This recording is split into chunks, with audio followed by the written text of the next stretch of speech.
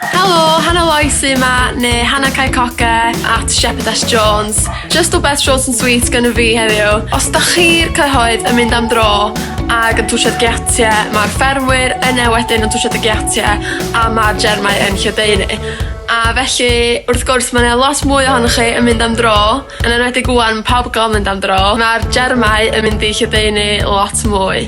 Mae hyn yn golygu bod bywydau ffermwyr mewn perygl yn ogystal â'r cyhoedd oherwydd wrach bod y ffermwyr yn cario fo. Mae o just yn massive cycle sy'n mynd round and round. Felly, just byddwch yn wyliadwrus o be ydych chi'n twtsiad pan ydych chi'n mynd am dro. Hyd yn oes ydych chi ddim yn cario fo, mi ellwch chi ddal o gen rwy'n arall sydd wedi twtsiad giat neu postyn. Yn amlwg mae ffermwyr yn dueddol o fod yn bobl hŷn. Mae rhaid i ni edrych ar ôl pawb ac iddyn nhw edrych ar ôl ni. Diolch am wrando, cofiwch ddilyn fi ar Instagram Shepherd S Jones.